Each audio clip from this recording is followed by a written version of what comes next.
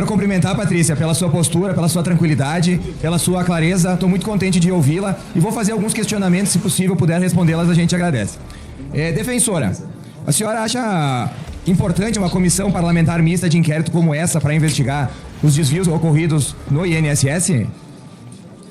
Acredito que é importante, sim. A senhora considera importante. Então, só para lembrar os colegas e a quem assiste de casa, o pagador de impostos, que nenhum parlamentar do PT assinou para que isso aqui acontecesse. Então, isso está acontecendo, defensora Patrícia, graças à oposição desse país. Em segundo lugar, eu quero pedir para a senhora, que falou em outra oportunidade que conviveu com segurados, né, defendeu eles que foram descontados. E falou ali que normalmente eram pessoas ribeirinhas, eram pessoas já com pouca alfabetização, mais humildes. Se a senhora fica nervosa ou fica frustrada ao saber que basicamente nenhum dos cabeças do esquema foi preso até agora.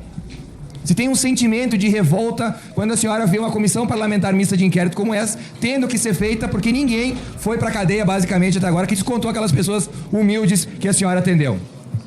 A minha revolta maior é quando uma pessoa tem um desconto no benefício e sequer sabem a origem desse desconto que ela tem. Principalmente pessoas que recebem o salário mínimo e são hipervulneráveis. Essa é a minha revolta maior. Se alguém vai responder ou não e qual o tempo que isso demanda, vai depender da ação que vai tramitar, a ação penal que está em curso, enfim, as medidas são tomadas pelos órgãos competentes. A preocupação da Defensoria Pública da União é com os nossos assistidos, com os aposentados e os pensionistas, para que eles não venham a ser novamente lesados. Perfeito. Essa é a nossa maior preocupação. Perfeito, Patrícia. Senhora Patrícia, queria pedir, a senhora já respondeu a pergunta anterior, mas a senhora conhece a MP 871 de 2019. Tem conhecimento dela? Ela foi editada por Jair Bolsonaro dia 18 de janeiro do primeiro ano de mandato do presidente Jair Bolsonaro. Ela visava, basicamente, coibir os descontos que a senhora acabou de dizer, que a senhora se revolta quando vê um aposentado ser descontado de forma irregular. Concordamos aqui. Ela visava, a senhora me corrija se eu estiver errado, que essa revalidação dos descontos ocorresse anualmente. Concorda comigo? A CMP fazia isso. Pois é. Naquela altura do campeonato, o presidente Bolsonaro já tinha recebido as denúncias e em 18 dias de mandato protocolou uma medida provisória para que esses descontos não acontecessem mais. Pois essa MP, defensora, recebeu diversas emendas de parlamentares na sua quase totalidade do PT. Dentre eles, nós temos vários aqui que eu não vou citar nominalmente, mas essas emendas são oriundas, segundo informações, da CONTAG. A CONTAG, que era presidido, caro colega Caveira, por ninguém mais, ninguém menos que Aristides Veras, irmão do deputado federal do PT, Carlos Veras. Ou seja, um irmão de um deputado PT presidia uma das entidades que mais roubaram os aposentados à época. Este conversou com diversos parlamentares do PT que apresentaram emendas à MP de Jair Bolsonaro que visava parar com os descontos e o Congresso Nacional aprovou tais emendas. Eu quero perguntar para a senhora considera que se tivesse sido aprovado a MP 871 de 2019 do presidente Jair Bolsonaro, que coibia os descontos dos aposentados, como ela foi editada, ou seja, exigindo o recadastramento anual pelas entidades, né, travestidas aí de entidades que na realidade são organizações criminosas, isso teria coibido os descontos, sim ou não? Certamente teria diminuído os descontos associativos, evitaria fraudes. A revalidação anual ela é necessária. Então, muito bom, defensora Patrícia, a senhora acabou de confirmar o que todo mundo já sabe. Se as emendas do PT não tivessem sido colocadas no texto, nós não teríamos tido, pelo menos nessa magnitude, senador Girão, tamanho desconto feito com os nossos aposentados. Ou seja, o roubo tem pessoas que ajudaram a fazê-lo. Porque quem apresentou emenda, defensor e colegas, para que essa revalidação não acontecesse anualmente, tinha somente uma intenção: desviar dinheiro dos aposentados.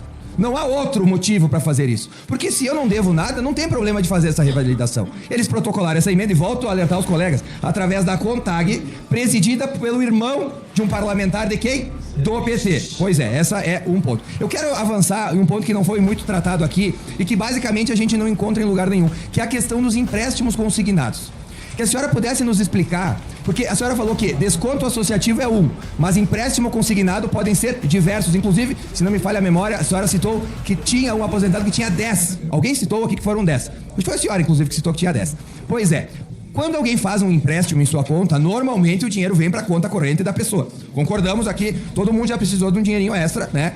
E depois esse desconto é feito através dos meses. Se esses empréstimos eram fraudados, para onde ia o dinheiro quando o crédito entrava na conta? senhora consegue, se não conseguir responder, tudo certo. Eu só queria entender, foi feito um empréstimo fraudulento, tá? Que gira na casa dos bilhões e dezenas de bilhões. Aonde ia esse recurso? Esse recurso, talvez, era desviado para essas associações. Este recurso ia para testas de ferros laranjas destas associações e depois o aposentado que só podia ter um desconto associativo, tinha esses outros descontos dos empréstimos, ou seja, mais ou menos, presidente e relator, era uma alavancagem feita por essas organizações criminosas travestidas de sindicato para desviar recursos. Aonde ia esse dinheiro, defensora? Eu acho que é importante a gente definir que há descontos de empréstimos consignados que são devidos, em que a pessoa realmente fez esse desconto, e é um problema que a gente também tem que tratar, que é o superendividamento do cidadão, inclusive do aposentado. A gente tem que abordar também a questão do assédio aos aposentados e pensionistas. É uma questão que a gente tem que abordar. Outra questão é por que esses descontos devem ser feitos em folha. Também é uma questão que a gente tem que abordar. Além desses descontos feitos na folha do INSS, tem os descontos diretamente feitos na conta do segurado. Sim, mas o dinheiro, o crédito, ele ia aonde, defensora? Ele entrava na conta, porque o cidadão, ele ia estranhar, pô, apareceu R$2.000 aqui pra mim.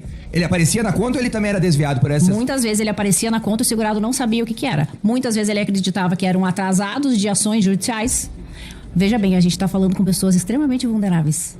É um dinheiro que apareceu na conta dele, ele não sabe do que é. Às vezes aparecer na conta, às vezes não. Isso eu não tenho conhecimento, porque isso aí, na verdade, deve ser apurado, né, pelos órgãos competentes. Mas quando chegava alguém para pedir sobre o empréstimo, olha, tá tendo descontado um valor X além da associativa. Eu não vi esse recurso. Tu nunca chegou a pegar um caso desse da pessoa, tipo, aonde está esse dinheiro? Também tinha casos em que o dinheiro não tinha sido depositado. Então, relator, eu quero pedir que o senhor preste atenção nesse detalhe, Alfredo Gaspar, porque nós estamos dizendo que essas associações faziam empréstimos fraudulentos, o dinheiro muitas vezes não entrava sequer na conta do associado e ele era desviado para onde? Para onde era desviado esse recurso? O tamanho da magnitude do que nós estamos vivendo aqui é que vai muito além dos descontos promovidos, relator, por associativas. Elas fraudavam empréstimos, esse dinheiro, segundo a defensora, sequer entrava na conta do associado, do aposentado, e ele já era desviado para algum lugar. Vocês conseguem entender a dramaticidade que o aposentado tinha? Então a gente fala às vezes, deputada Biaquice, tinha 30, 40, 60, 70 reais. Não, era muito pior. Porque, me confirma só pra terminar, se a pessoa, ela podia ser descontada dos 80 reais, por exemplo, da associativa, mais parcelas 24 vezes, 36 vezes, de valores que ela nem recebeu, é isso? Sim, o desconto associativo só pode ser um. Então ela poderia ter um desconto associativo de 80 reais e ao mesmo tempo ela poderia ter mais de um empréstimo consignado incidente na folha do INSS. Muito obrigado, defensor. A senhora foi esclarecedora. Eu quero dizer pro Brasil que essa organização criminosa travestida de associação certamente deixou pessoas passando fome pelo Brasil. Obrigado, relator. Obrigado.